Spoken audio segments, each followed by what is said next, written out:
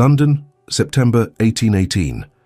The morning fog clung to the narrow streets of Bloomsbury like a shroud, muffling the sounds of cartwheels and street vendors' cries.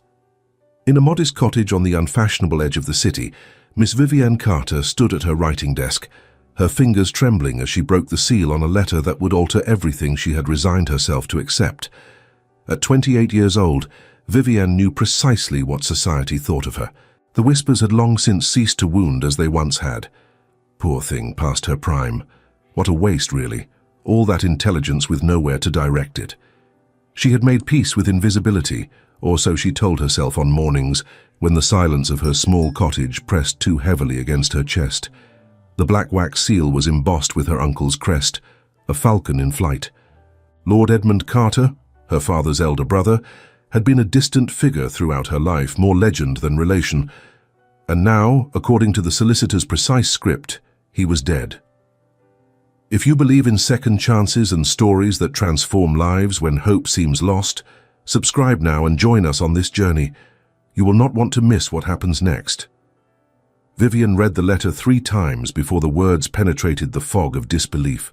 Her uncle Edmund, the eccentric bachelor who had spent 30 years traveling the continent collecting botanical specimens, had left her everything.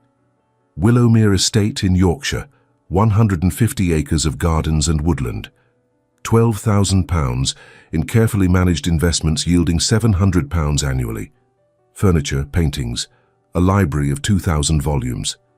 The sheer scale of the shift overwhelmed her. From genteel poverty to comfort, from dependence on distant cousins' benevolence to independence, it was impossible. It was astonishing. Then she reached the condition. The marriage clause lurked at the bottom of the second page, a poisonous viper hidden amongst the roses. She must marry within 6 months of her uncle's death, the union to be completed no later than March 1819. The marriage must be deemed genuine and formed from true affection, not mere convenience. If she failed to meet this requirement, or if the marriage was judged to be a sham, the entire inheritance would pass to her cousin Reginald Montford, and the person granted sole authority to judge the authenticity of her marriage was Lord Sebastian Montgomery, Marquis of York, executor of the estate and her uncle's closest friend. Vivienne's hands crushed the letter, crumpling the expensive paper. Her uncle, whom she had seen perhaps a dozen times in her entire life, now controlled her future from beyond the grave. The gift he had given with one hand, he had poisoned with the other. The outrage of it burned in her throat. For 8 years, she had endured the pitying glances and disappointed sighs of matrons who had once called her promising. She had refused 3 proposals in her 20th year, young men who had seen her as a convenient alliance rather than a person worth knowing. She had chosen dignified solitude over a marriage built on mutual indifference. Now society would see her scrambling to secure a husband before the deadline, desperate and humiliated. They would call her a fortune hunter, an aging spinster willing to sell herself for comfort. The sting of truth lay heavy in that prediction. The knock at her door came as she was pacing the length of her small drawing room, the letter still clutched in her hand. Her housekeeper, Mrs. Dawson, a widow of 50 with kind eyes and no illusions about their circumstances, appeared in the doorway. "Pardon, Miss Carter, but there's a gentleman here to see you. Says his name is Lord York, that he's expected." Vivienne's breath caught sharply. "Lord York, here, now. Arrived in a very fine carriage, miss. Shall I show him in, or would you prefer to receive him another time?" Another time. As though she had the luxury of postponing conversations with the man who held her future in his aristocratic hands. Vivienne straightened her spine, tucked an errant curl behind her ear, and gestured toward the door. "Show him in, Mrs. Dawson, and perhaps some tea if we have enough of the good blend." "We'll make do, miss," Mrs. Dawson said with the kind of gentle certainty that had sustained Vivienne through 8 years of making do. The man who entered her drawing room 3 minutes later was not what she had expected. Lord Sebastian Montgomery, Marquis of York, stood well over 6 feet tall. His dark hair shot through with silver at the temples, despite his evident youth. His face was all hard angles and aristocratic breeding, the kind of face that might have belonged to a Roman senator. But it was his eyes that arrested her attention, grey as winter storms and holding a depth of weariness that spoke of grief, long carried. "Miss Carter," he said, his voice a low rumble that seemed to vibrate in the small space. "Forgive the intrusion. I thought it best to call on you immediately after you received the solicitor's letter." "My lord," Vivian managed, executing a curtsy that felt absurdly formal in her modest cottage. "Forgive my poor welcome, my lord. Please, sit. Tea will arrive momentarily." He folded himself into her father's old armchair, with the careful grace of a large man accustomed to smaller spaces. For a long moment, they simply regarded each other, the silence broken only by the ticking of the mantel clock and the distant sounds of the street beyond. "You must have questions," he said finally. "Dozens," Vivian replied, pleased that her voice remained steady. "Perhaps we might begin with why my uncle, whom I barely knew, decided to orchestrate my life from beyond death." A flicker of something crossed Lord York's face. Surprise, perhaps, or approval. Edmund had his reasons. He was never a man to act without careful consideration, however peculiar his methods might appear. "Peculiar," Vivian repeated, the word tasting bitter. "That is certainly one description. Manipulative might be another. Controlling would not be inappropriate." "All accurate," Lord York agreed, startling her with his frankness. Edmund was aware of these defects of temper. He spoke of them often in his final months, when the consumption had made him contemplative.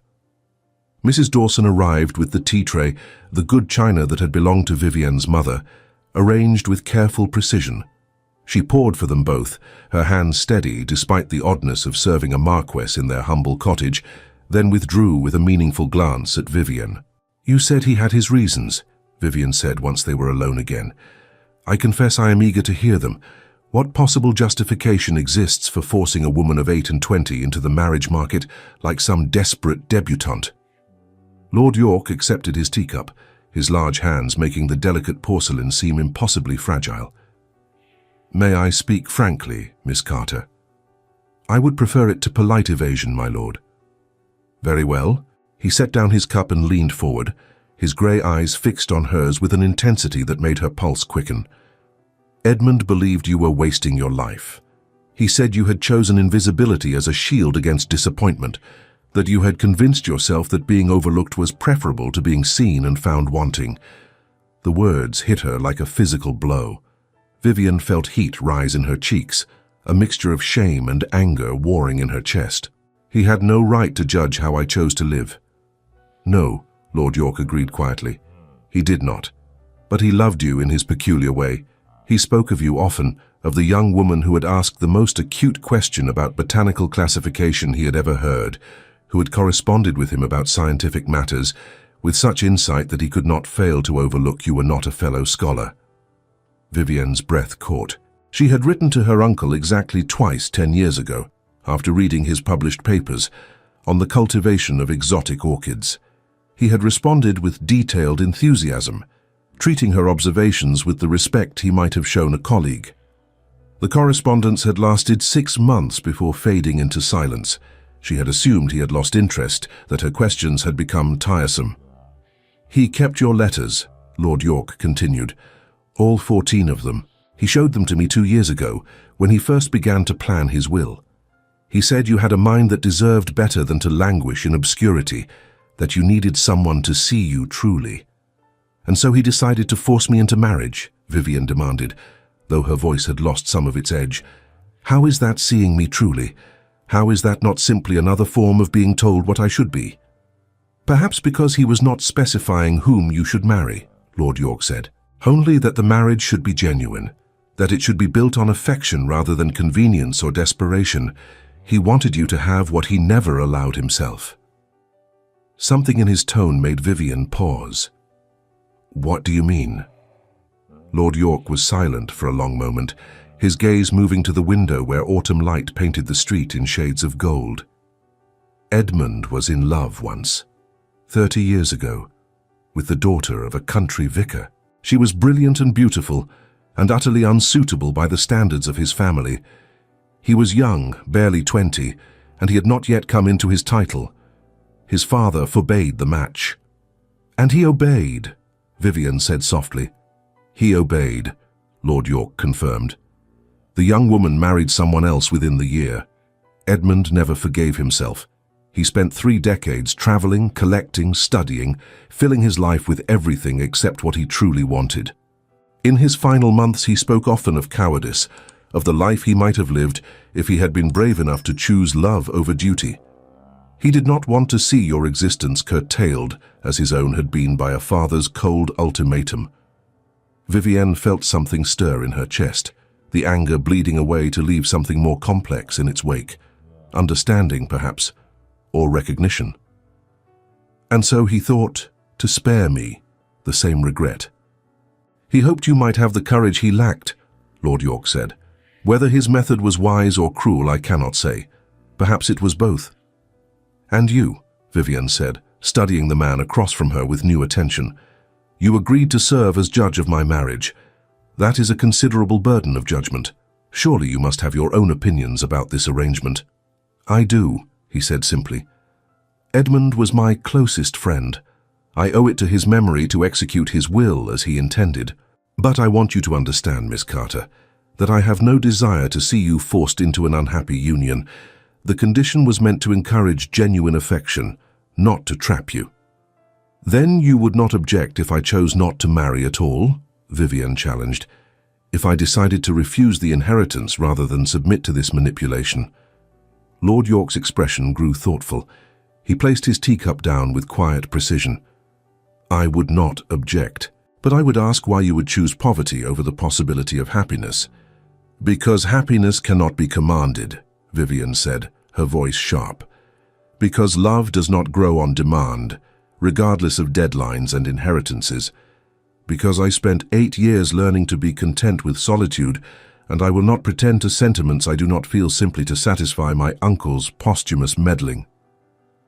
Then we are in agreement, Lord York said, rising from his chair with fluid grace.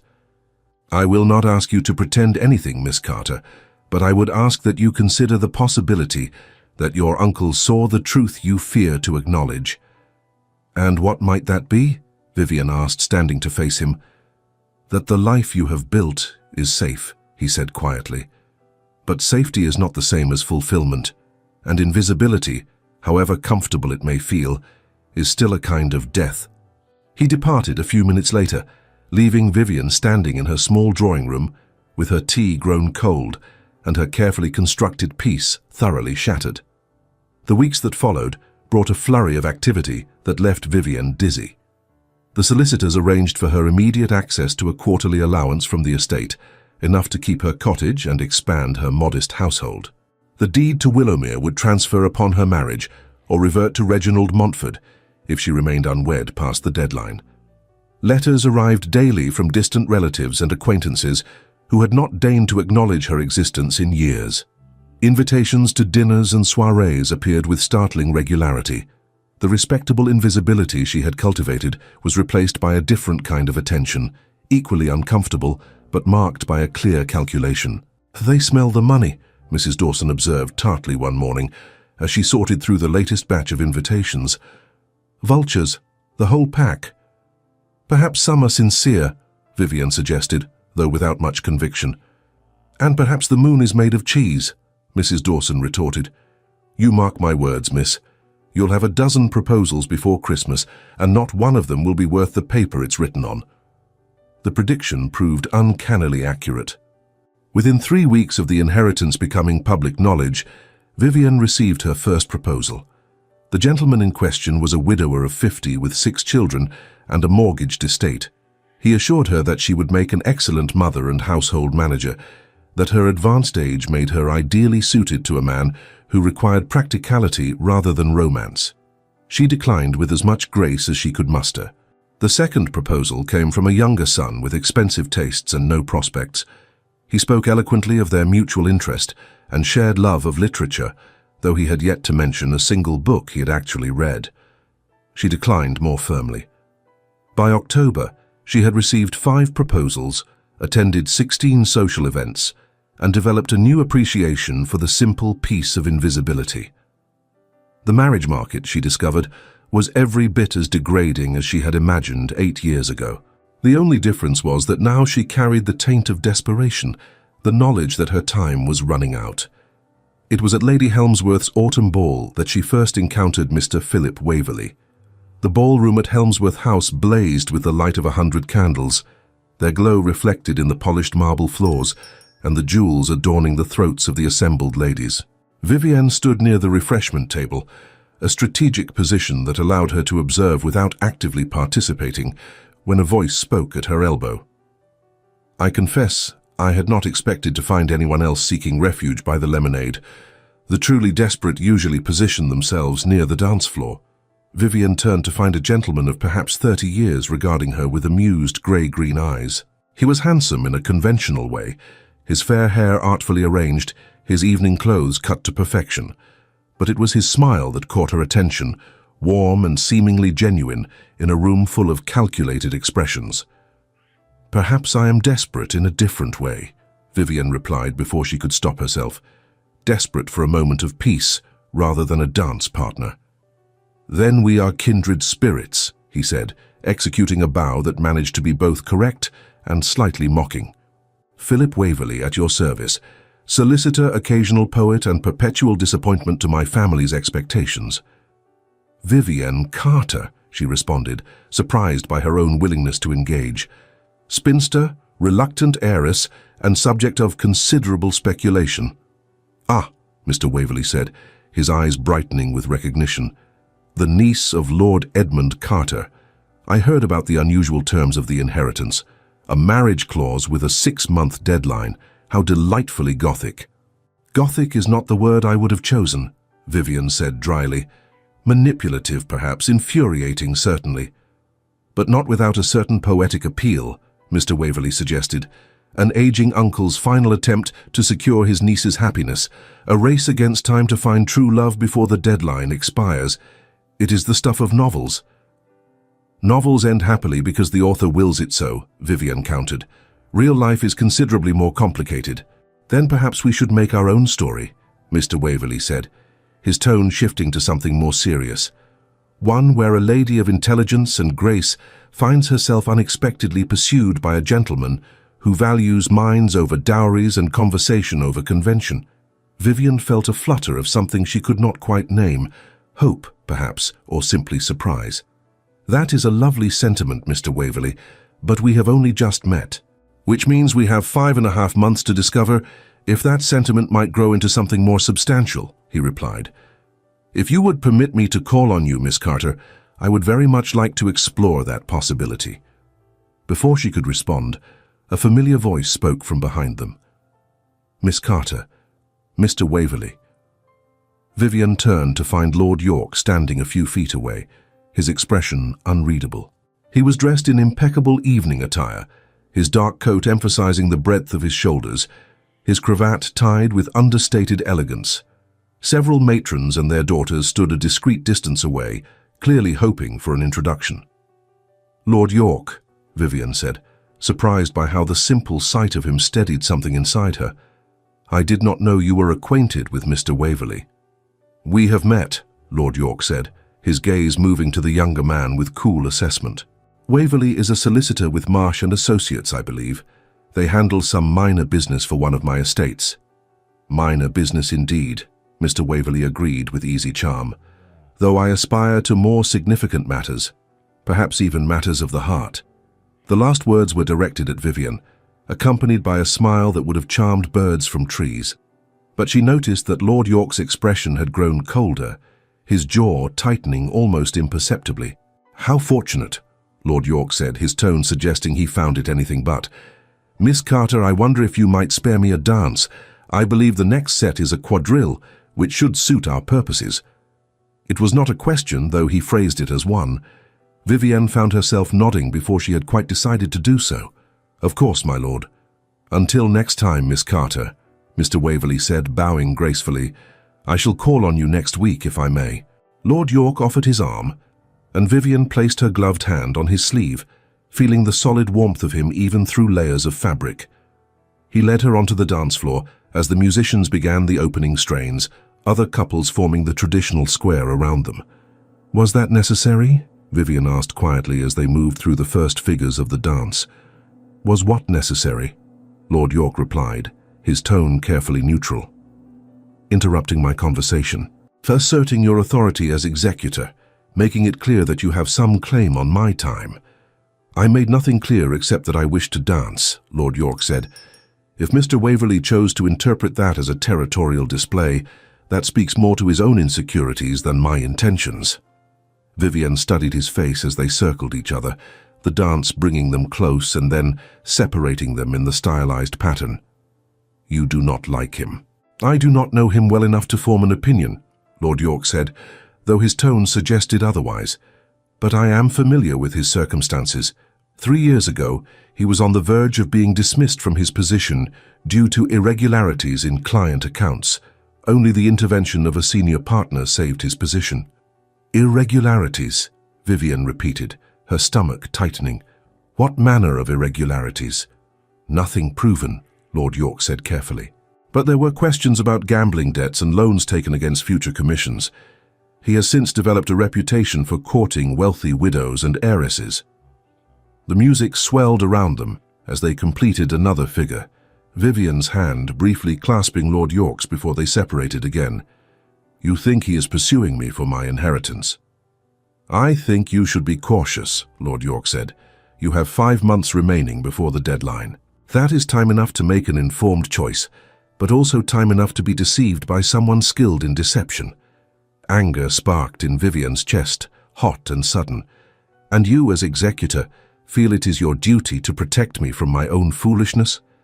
I feel it is my duty to provide you with information that might inform your decisions, Lord York replied, his voice dropping lower as they moved close together once more. What you do with that information is entirely your choice. How very generous of you, Vivian said, unable to keep the bite from her tone, to allow me the illusion of choice while ensuring I know that you are watching, judging, ready to declare any marriage I might make as false if it does not meet your standards of authenticity. Lord York's jaw tightened, a muscle jumping beneath the skin. That is not my intention. Then what is your intention, my lord? Vivian demanded, as the dance brought them face to face once more.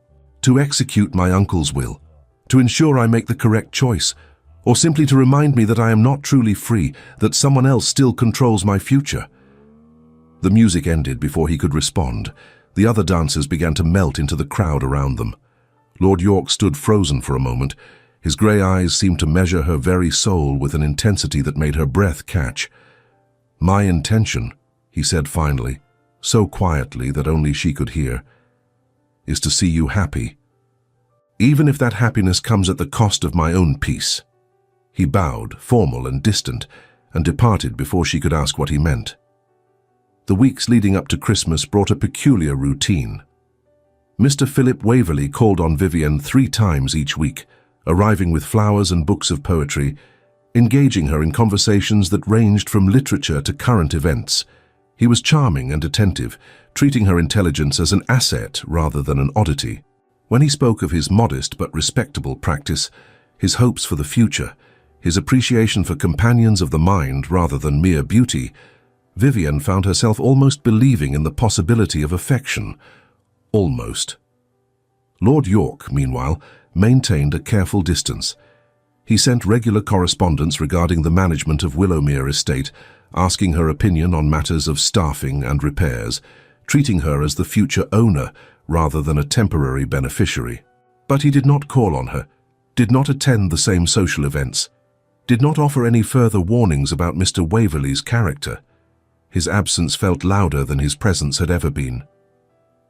"You're thinking of him again," Mrs. Dawson observed one morning, as Vivian stood at her window, watching the frost-laden streets below. "I am thinking of several people," Vivian replied, though she knew exactly whom Mrs. Dawson meant. "Mr. Waverley will be calling this afternoon. I should probably decide how to respond to his continued attentions." "Mr. Waverley," Mrs. Dawson repeated, with the kind of skepticism that only a trusted servant could express. "The gentleman who arrives with expensive flowers, purchased from Covent Garden, when he claims to be supporting himself on a solicitor's salary. The one whose boots are polished to perfection, but whose cuffs show signs of frequent mending." Vivian turned from the window. "You have been observing him closely." "Someone must," Mrs. Dawson said tartly. and you're too busy wondering why Lord York has stayed away to notice the details. The observation struck too close to truth. Vivian returned to her chair, picking up the book of poetry Mr. Waverley had brought on his last visit. "Lord York is the executor of my uncle's will," she said carefully. "His distance is appropriate. It would be improper for him to appear to influence my choice of husband." "Improper," Mrs. Dawson echoed, her tone suggesting volumes of unspoken opinion. "And yet he writes to you every week about matters of drainage and tenant cottages, seeking your thoughts on decisions that any estate manager could make without consultation." "He is treating me with respect," Vivian protested, "acknowledging that I will inherit Willowmere, that I should have a voice in its management." "He is making excuses to remain in contact," Mrs. Dawson corrected. "Though why he tortures himself by staying away when he clearly wishes to be here I cannot fathom. Stubborn man." "You presume too much," Vivian said, though her protest lacked conviction. "Do I?" Mrs. Dawson moved to the window, looking down at the street where a familiar carriage had just appeared. "Then perhaps you can explain why Lord York's carriage is parked across the street 3 afternoons a week, at precisely the time when Mr. Waverley calls on you." Vivian rose and joined her housekeeper at the window. Sure enough, the distinctive black carriage with the York crest sat half hidden by an elm tree, its occupant invisible behind curtained windows. Her heart performed an odd flutter, part exasperation and part something she dared not name. "He is watching," she breathed. "He is torturing himself," Mrs. Dawson corrected. "Watching another man court the woman he wants, but will not allow himself to pursue." "That is absurd," Vivian said, though her voice lacked certainty. "My lord, a man of his consequence, barely knows me. We have met perhaps a dozen times." "And yet he knew to interrupt when Mr. Waverley was pressing his advantage at Lady Helmsworth's ball," Mrs. Dawson pointed out. "And yet he writes to you weekly with questions that require thoughtful answers. And yet he sits in his carriage in the cold, rather than going about his business like a sensible person." Before Vivian could respond, a knock sounded at the door. Mr. Waverley, arriving precisely on time as always, bearing a bouquet of hothouse roses that must have cost a week's salary. "I should receive him," Vivian said, though her gaze remained fixed on the black carriage across the street. "You should," Mrs. Dawson agreed. "But perhaps you might also consider asking yourself why you spend these visits wondering what Lord York is thinking, rather than attending to the gentleman who is actually present." The observation haunted Vivian throughout Mr. Waverley's call. He read poetry aloud, his voice melodious and practiced. He complimented her appearance, her intelligence, her grace. He spoke of his growing affection, his hope that they might find companionship in a world that too often valued mere outward accomplishments over true connection. And through it all, Vivian found her attention drifting to the window, to the black carriage that sat motionless in the December cold. When Mr. Waverley finally departed, pressing her hand with meaningful warmth and promising to call again in 2 days' time, Vivian made a decision that surprised even herself. She donned her warmest cloak, instructed Mrs. Dawson that she would return within the hour, and crossed the street to the waiting carriage. The footman looked startled when she appeared at the carriage door, but he recovered quickly enough to open it for her. Lord York sat within, his expression transforming from surprise to something more complicated as she climbed in without invitation. "Miss Carter," he said, his voice carefully controlled. "This is unexpected." "I could say the same," Vivian replied, settling onto the seat across from him. The interior of the carriage was warm despite the winter chill, a small brazier providing heat. "About your presence here. 3 afternoons each week, Mrs. Dawson tells me." Lord York had the grace to look uncomfortable. "I did not intend to be observed." "Then you should have chosen a less distinctive carriage," Vivian said. "Or perhaps you should not have positioned yourself where my housekeeper could see you from the drawing-room window." "Perhaps," he agreed quietly. They sat in silence for a moment, the sounds of the street muffled by the carriage walls. Vivian studied the man across from her, noting the shadows beneath his eyes, the tension in his shoulders, the way his hands rested on his knees as though he did not trust himself to relax. "Why?" she asked finally. "Why do you watch when you could simply call? When you could offer your own suit if you had any interest in doing so?" Lord York's expression grew pained. Because I am the executor of your uncle's will. Because any relationship between us would be tainted by questions of influence and propriety. Because you deserve the freedom to make your choice without the weight of my position affecting that decision. And yet you sit here in the cold while another man courts me, Vivian said softly. If that is not a form of influence, I do not know what is. It is weakness, Lord York said, his voice rougher than she had ever heard it. It is the weakness of a man who knows he should stay away but finds himself incapable of doing so, who watches another man offer you flowers and poetry while remaining silent about his own feelings because duty demands it. Vivian's breath caught. Your own feelings. Do not ask me to speak them, Lord York said, his grey eyes meeting hers with desperate intensity. Do not ask me to compromise your freedom with a declaration that would only complicate your situation further. You have until March to make your choice. That choice should be made without consideration of what I might feel. And what if I wish to consider it? Vivian demanded. What if I am tired of men making decisions about what I should or should not know, what I am capable of handling? My uncle decided I needed to be forced into marriage. You decided I needed to be protected from my own feelings. Mr. Waverley decides when to court me and how. When do I get to decide what information I require to make my own choice? The words hung between them, sharp and true. Lord York closed his eyes briefly, his jaw working as though wrestling with something painful. You are right, he said finally. You have every right to know, and you have every right to be angry that yet another man presumed to know what was best for you. Then tell me, Vivian said, leaning forward. Tell me why you watch. Tell me what my uncle's will has prevented you from saying. Lord York was quiet for so long that Vivian thought he might refuse. Then he spoke, his voice low and weighted with years of silence. 5 years ago, I attended a lecture at the Royal Society. My wife had died 6 months earlier, and I was lost in grief, attending events mechanically because it seemed better than sitting alone in my house counting the hours. The lecture was on botanical classification, dry as dust, and I planned to leave at the interval. He paused, his gaze distant with memory. Then a woman in the third row asked a question about the relationship between native and imported species, about the ways that plants adapted to new environments, and whether that adaptation represented evolution or mere survival. The question was brilliant, nuanced, demonstrating both deep knowledge and genuine curiosity. The lecturer stumbled through his answer, clearly not having considered the implications she had raised. Vivian's heart began to beat faster. That was me. I remember that lecture. I remember the lecturer's irritation at being questioned. I turned to see who had asked such a question, Lord York continued, and I saw you, 23 years old, wearing a plain dress and sitting alone, your expression suggesting you expected to be dismissed or mocked. Instead, 3 men around you were looking at you with respect, engaging you in discussion. You lit up like a candle when you realized they were taking you seriously. I did not know you were there. Why would you? Lord York said simply. I was just another grieving widower in a room full of scholars, but I could not stop thinking about you afterward, about the brilliance of your question, the life in your eyes when you discussed ideas that mattered to you. I asked around discreetly and learned your name, learned that you were Lord Edmund Carter's niece, that you corresponded with him about scientific matters. You told him, Vivian breathed, understanding dawning. You told my uncle about me. I did, Lord York confirmed. Edmund was fascinated. He began writing to you, engaging you in the kind of discourse you deserved.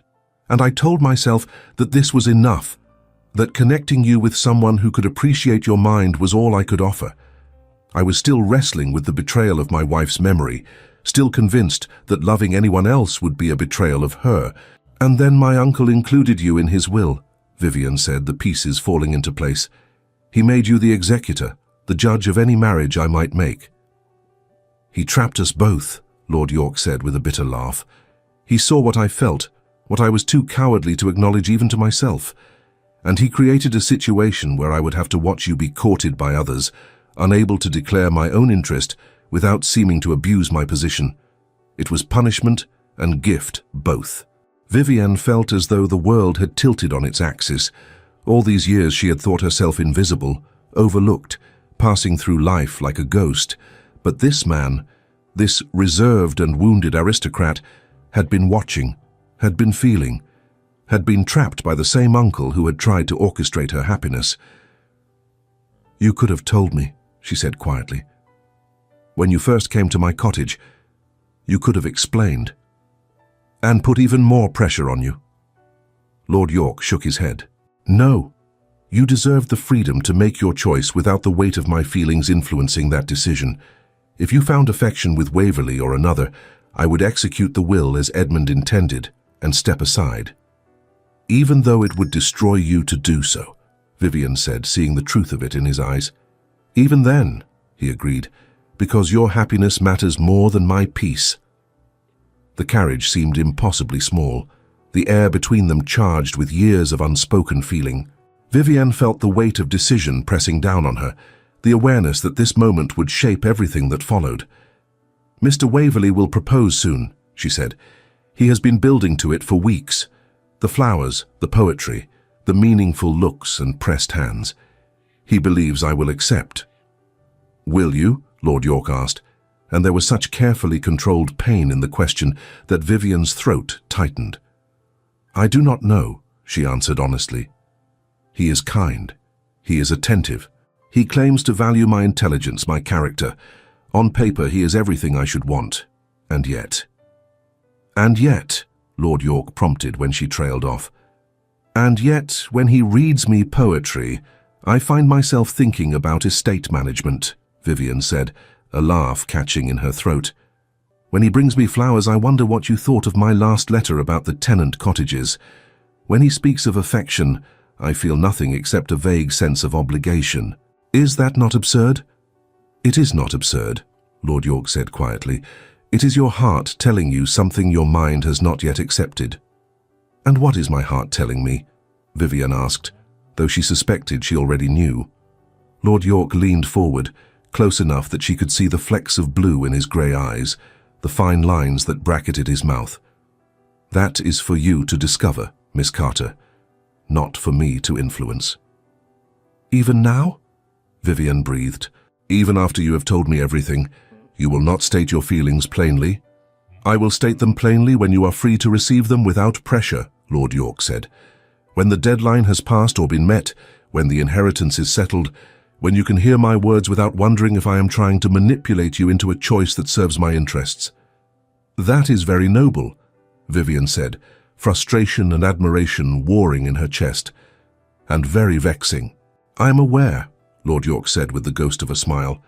"But I have waited 5 years. I can wait 3 more months." Vivian wanted to argue, to demand that he speak the words she suspected he was holding back, but she also recognized the honor in his restraint, the way he was choosing her freedom over his own desires. It was maddening and moving in equal measure. She opened the carriage door, allowing the winter cold to rush in. "Then I suppose we both have 3 months to determine what we truly want." "Indeed," Lord York agreed, "though I suspect you already know, Miss Carter. You simply need to allow yourself to believe it." Vivian returned to her cottage with her mind in turmoil and her heart beating an unfamiliar rhythm. Mrs. Dawson took one look at her face and said nothing, merely preparing tea and leaving her to her thoughts. The following weeks brought a new awareness to Vivian's interactions. When Mr. Waverley called, she found herself noting the things Lord York had mentioned: the expensive flowers that seemed beyond a solicitor's means, the perfect polish of his appearance masking subtle signs of financial strain, the way his compliments felt practiced, as though he had delivered similar words to other women in similar circumstances. She also noticed the things Lord York had not mentioned, the way Mr. Waverley's attention sharpened whenever she spoke of the inheritance, the subtle pressure in his questions about the deadline, about Lord York's role as executor, the increasing urgency in his manner as January turned to February. When he finally proposed on a cold February afternoon, Vivian was not surprised. They were walking in the small park near her cottage, Mr. Waverley having suggested the outing despite the threatening clouds. He had been more animated than usual, his conversation touching repeatedly on themes of companionship and mutual support, the advantages of partners who understood each other's minds. "Miss Carter," he said finally, stopping beside a bare oak tree and taking her hands in his. "Vivian, if I may be so bold," These past months have been among the happiest of my life. Your intelligence, your grace, your remarkable character have captured my admiration entirely. It would, I confess, be a relief to both of us to settle your future, given the lateness of the hour. Mr. Waverley, Vivian began, but he pressed on, the words tumbling out with practiced fluency. I know that your circumstances are unusual, that the deadline established by your uncle's will has created pressure that should not exist in matters of the heart. But I hope you will believe me when I say that my affection for you is entirely genuine, that I would wish to marry you regardless of your inheritance. The words were pretty, the delivery was polished, and Vivian felt nothing except a growing sense of sadness for them both. You are very kind, she said gently, and I am honored by your regard, but I find that I would rather lose the inheritance than enter into a marriage without genuine affection. But affection can grow, he protested, his grip on her hands tightening. Many marriages begin with respect and friendship and develop into deeper feeling over time. I would be patient, Vivian. I would give you all the time you needed. I have had months, Vivian said, carefully extracting her hands from his, and in that time I have come to understand that respect and friendship, while valuable, are not enough for me. I need more than that. I need what my uncle tried to force me toward, what he himself was too cowardly to pursue. I need love, Mr. Waverley. Real, complicated, inconvenient love. Mr. Waverley's expression hardened, the charming mask slipping to reveal something colder beneath. You are making a mistake. You have only a month remaining before the deadline. Do you truly believe another suitor will appear in time? One who meets your apparently elevated standards? Perhaps not, Vivian admitted. But I would rather lose Willowmere than marry a man who sees me as a solution to his financial difficulties rather than a person worth knowing. The accusation hit its mark.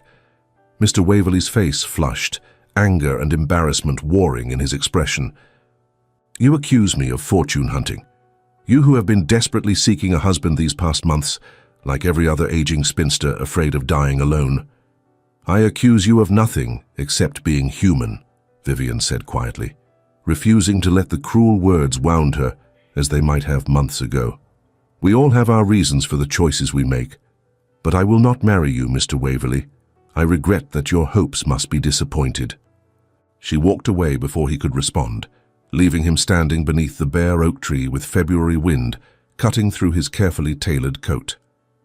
When she reached her cottage, she found Lord York's carriage waiting. The man himself stood on her doorstep, deep in conversation with Mrs. Dawson. He turned as Vivian approached, his expression transforming from concern to relief. Miss Carter, I apologize for calling unannounced, but I felt you should be aware of something that has come to my attention. Regarding Mr. Waverley? Vivian guessed, climbing the steps to stand beside him. Lord York's eyebrows rose. You know. I have recently acquired some clarity, Vivian said dryly, though I would be interested to hear what you have discovered. They moved inside, Mrs. Dawson disappearing with admirable discretion. Lord York removed a folder from his coat, laying several documents on the small table in the drawing room. My solicitor conducted a discreet inquiry at my request, he said. Mr. Philip Waverley is £4,000 in debt, primarily from gambling losses at several clubs in St. James. His practice has been struggling for the past year. He was on the verge of dismissal when news of your inheritance became public. Several acquaintances report that he boasted of securing an heiress before Christmas. Vivian studied the documents, feeling more resignation than surprise. I should be angry. I should feel betrayed. You should, Lord York agreed. He deceived you deliberately, crafted a courtship designed to prey on your isolation and the pressure of the deadline. And yet I find I am simply tired, Vivian said. Tired of being seen as a problem to be solved, a fortune to be secured, a deadline to be met. Even my uncle, who supposedly loved me, saw me as a project requiring management. She moved to the window, looking out at the familiar street with different eyes. Do you know what I have realized, Lord York? I spent 8 years convincing myself that I was content with invisibility because I was afraid of being seen and judged wanting. And now I have spent months being seen only for my inheritance, which is perhaps worse. At least when I was invisible, I could pretend it was my choice. Lord York was quiet for a long moment. Then he spoke, his voice a deep, steady tone that made her turn to look at him. "You are not invisible to me, Miss Carter. You never have been. Because my uncle told you to watch over me," Vivian said, though without heat. "Because the will made me your responsibility." "No," Lord York said, crossing the room to stand before her. "Because 5 years ago I heard you ask a question that made an entire room reconsider their assumptions. Because your letters about estate management show not just intelligence, but genuine care for the people who depend on Willowmere. Because when I watch you navigate the marriage market that has treated you so cruelly, I see not bitterness, but resilience, not surrender, but dignity." He was close enough now that Vivian could see the pulse beating at his throat, could smell the subtle scent of sandalwood and leather that lingered upon his coat. "I see you, Vivian Carter," he continued, her name falling from his lips like a revelation. "I have seen you for 5 years, and I will continue to see you whether the deadline passes unmet, or whether you find another suitor, or whether you decide that marriage is not what you want after all. Your visibility does not depend on anyone's approval, least of all mine." Tears burned in Vivian's eyes, unexpected and overwhelming. "That is a very fine speech, my lord, but we both know that if I do not marry within the next month, I lose everything my uncle left me. I will return to my cottage and my modest allowance and my careful economy, and you will return to your estates and your responsibilities, and we will exchange polite letters about nothing of consequence." "Is that what you believe?" Lord York asked, something fierce entering his expression. "That I have spent 5 years watching you from a distance, waiting for my chance, only to walk away if the inheritance falls through?" "I believe," Vivian said carefully, "that you are too honorable to pursue me while you hold power over my financial future. That once the deadline passes and the inheritance goes to my cousin Reginald, you will finally feel free to declare your feelings. But by then I will know that you waited until I had nothing to offer except myself, and I will wonder if your interest is pity rather than genuine regard." "Pity," Lord York repeated, the word seeming to pain him. "You think what I feel is pity?" "I think," Vivian said, "that you are a good man who sees someone in difficulty and wishes to help. That your friendship with my uncle has created a sense of obligation. That your own experience with grief and loss has made you sensitive to others' pain. All admirable qualities, my lord, but not the same as love." Lord York stared at her for a long moment, conflict clear in his grey eyes. Then, with a suddenness that stole her breath, he closed the distance between them and cupped her face in his hands. "Then let me be perfectly clear," he said, his voice rough with suppressed emotion. "I have loved you since the moment you asked that question 5 years ago. My heart has belonged to you through every letter, every glimpse of you at social events, every conversation we have shared. I have watched other men court you and felt physical pain at the thought of you choosing one of them. Not because of the inheritance, not because of obligation, but because you are brilliant and brave and beautiful in ways that have nothing to do with conventional standards. Because when you speak, I want to listen. When you struggle, I want to support you. When you laugh, which is far too rare, I feel as though the sun has broken through clouds." His thumbs brushed against her cheekbones, wiping away tears she had not realized were falling. "I have stayed silent because I am the executor, and any declaration from me would seem like coercion," he continued. "But I will be silent no longer. Marry me, Vivian, not because of the deadline or the inheritance, not because you are running out of options, but because I love you and I believe, though you have not said so, that you might love me too." Vivian's breath came in short, sharp gasps, her heart pounding so loudly she thought he must surely hear it. "You are right. I do love you. I have been falling in love with you through every letter, every carefully worded response about drainage and tenant cottages. I love the way you honor my intelligence, the way you have protected my freedom even at cost to yourself. I love your restraint and your honor, and the fact that you have waited so patiently when waiting must have been torture. My rejection of Waverley today was the proof that my choice is free." "Then marry me," he repeated, the words half command, half plea. "Marry me and we will make Willowmere a home together. We will study botanical specimens and debate agricultural improvements and build a life that neither of us could have imagined." Marry me and let me spend the rest of my life proving that you were seen, you were valued, you were loved all along." "Yes," Vivian breathed, the word escaping before she could consider the implications. "Yes, I will marry you. Not because of the inheritance, though I confess I will be relieved to keep it. Not because of the deadline, though the timing is dramatic enough to satisfy even Mr. Waverley's taste for poetry, but because you are right. I do love you, and I am tired of being afraid of that love." Lord York's expression transformed, joy breaking across his features like sunrise. He lowered his head slowly, giving her time to retreat if she wished, then kissed her with a gentleness that stole whatever words remained unspoken. When they finally separated, both breathless and slightly dazed, Mrs. Dawson appeared in the doorway as if summoned by invisible signal. "I assume congratulations are in order?" she asked dryly. "They are," Lord York confirmed, though his gaze never left Vivian's face. "Miss Carter has done me the extraordinary honor of accepting my proposal." "About time," Mrs. Dawson muttered. "I'll prepare tea, and perhaps something stronger for the shock of it." The weeks that followed brought their own complications. Word spread quickly that Miss Vivian Carter, the heiress with the marriage deadline, had accepted a proposal from Lord Sebastian Montgomery, Marquess of York, the very man who served as executor of the will that had created her unusual circumstances. The gossips, eager only for malice and scandal, immediately began speculating about impropriety and influence. Had Lord York manipulated Miss Carter into accepting him? Had he abused his position of power? Was the marriage truly genuine or merely a convenient solution to an awkward situation? Lord York responded by requesting an investigation by the Court of Chancery, voluntarily submitting to examination of his conduct as executor. He provided documentation of every interaction with Vivian, every letter exchanged, every decision made. He made it clear that he would rather delay the marriage and face public scrutiny than allow questions about coercion to taint their union. The investigation lasted 3 weeks.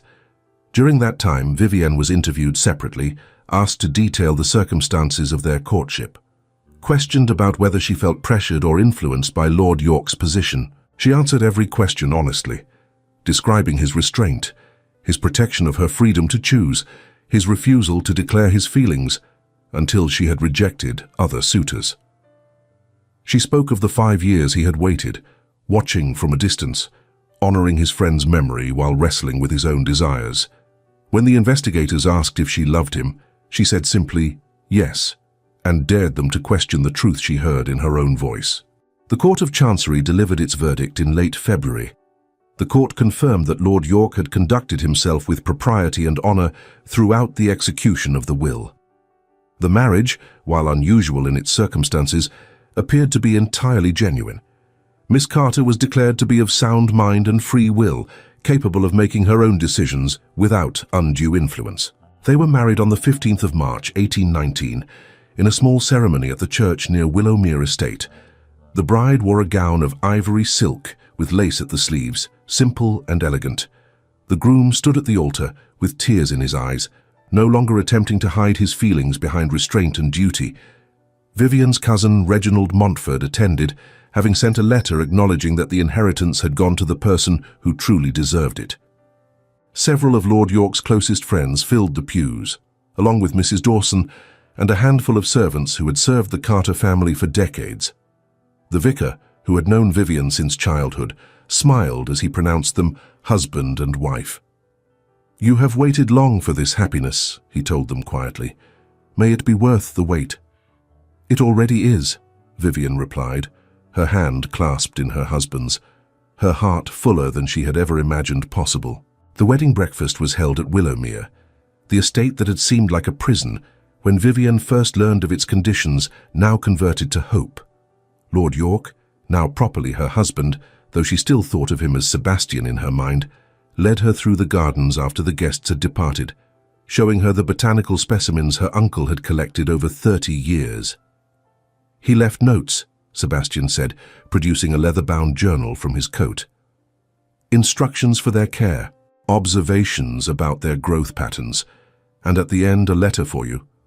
Vivian accepted the journal with trembling hands, opening to the final pages where her uncle's distinctive script filled the margins.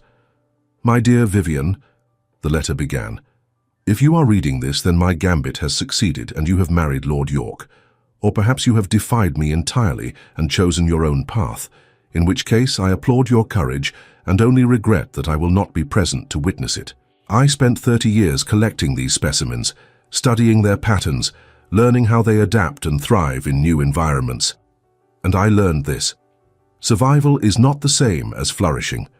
One can exist in careful stability, preserved but not growing, protected but not truly alive.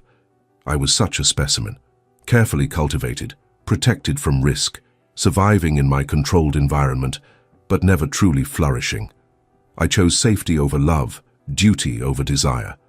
And I spent 3 decades regretting that choice. Do not let the fate that was forced upon me by my father's pride ever be yours. I did not want that fate for you. I saw how you were creating your own careful stability, convincing yourself that invisibility was preference rather than fear. And I saw Sebastian watching you with the same longing I once felt for the woman I was too cowardly to claim. Forgive me for forcing your hand. Forgive me for using money and inheritance to push you toward a choice you might have been too afraid to make on your own. But know this, I did not do it to control you. I did it to free you from the fear that was controlling you both. If you chose Sebastian, then you have found what I lost. If you chose another path, then you have proven yourself braver than I ever was. Either way, I hope you will remember your uncle, not with anger, but with understanding. We all struggle with courage. Some of us simply struggle longer than others. The specimens are yours now. Tend them well. Let them flourish as I hope you will flourish." With love and perhaps too much meddling, Edmund Vivian closed the journal, tears streaming freely down her cheeks. Sebastian drew her close, his arms wrapping around her with a protectiveness that no longer felt like limitation, but like home. "He was right," she said against his chest, "about fear, about survival versus flourishing. I told myself I was content, but I was just hiding." "We both were," Sebastian murmured into her hair, "hiding behind duty and grief and all the excellent excuses we constructed to avoid risking our hearts again." "And now?" Vivian asked, tilting her head back to meet his gaze. "Now we flourish," Sebastian said simply. "Together." 5 years later, Willowmere Estate had transformed from a neglected property into a model of progressive agricultural management. The tenant cottages had been rebuilt with modern conveniences. The gardens, carefully tended according to Lord Edmund's notes, had become a destination for botanical scholars from across Europe. And the manor house itself rang with the sounds of life in ways it never had during Edmund's solitary decades. Lady Vivian Montgomery, Marchioness of York, sat at her desk in the library, reviewing the proofs for her latest publication. Essays on agricultural innovation and botanical adaptation had been accepted by a prominent publisher, to be released under her own name rather than anonymously. Her husband had insisted, overriding her concerns about propriety with the observation that hiding her light had never served her well before. Their 3 children, ranging in age from 4 years to 8 months, were currently under the supervision of their capable nurse. But Vivian could hear their laughter drifting through the open windows, a sound that never failed to make her smile. Sebastian appeared in the doorway, still in riding clothes from inspecting the northern fields. He carried their youngest daughter, little Margaret, who had apparently staged a successful escape from the nursery. "Someone was asking for her mama," he said, crossing the room to kiss Vivian's cheek before depositing the baby in her arms. "And I confess I used it as an excuse to interrupt your work and steal a moment with my wife." "Shameless," Vivian said, though she welcomed both the interruption and the solid warmth of his presence beside her chair. "Entirely," Sebastian agreed. "How are the proofs?" "Nearly finished, though I suspect the publisher will suggest revisions to several of the more controversial proposals." "Then they would be fools," Sebastian said. "Your work on crop rotation alone has saved 3 estates from financial ruin. Let them object. We will find another publisher." Vivian leaned her head against his shoulder, marveling as she still did at the ease between them, the partnership they had built from forced deadlines and reluctant confessions. "Do you ever regret it? The scandal, the investigation, the gossip that took months to die down. "Not for a single moment," Sebastian said firmly, "though I regret the years I wasted watching from a distance when I could have been building this life with you." "Your restraint was necessary," Vivienne reminded him. "Without it, we would always have wondered if the choice was truly free." "Perhaps," Sebastian conceded. "But I still lost time. Time I can never recover." "Then we must make the most of the time we have," Vivienne said, claiming his lips fully, their daughter giggling between them at the display. They visited Lord Edmund's grave each year on the anniversary of his death, bringing flowers from the gardens he had cultivated and gratitude for the interference that had seemed so infuriating in the moment. The gravestone bore a simple inscription: "Edmund Carter, beloved friend, reluctant matchmaker, keeper of botanical specimens and uncomfortable truths." Sebastian had chosen the words himself over Vivienne's laughing protests, but she admitted they suited him perfectly. Her uncle had never been one for conventional sentiment, and even in death he would have appreciated the honesty. Standing there with her husband's hand warm in hers, their children playing among the peaceful graves, Vivienne reflected on the strange journey that had brought her to this moment, the inheritance that had seemed like a curse, the deadline that had appeared to trap her, the man who had waited 5 years to declare his love. All of it had been necessary, the push she needed to stop hiding, the proof that she was seen, valued, loved not for what she possessed, but for who she was. Mr. Philip Waverley had fled to the continent after his debts had become public, his reputation thoroughly destroyed.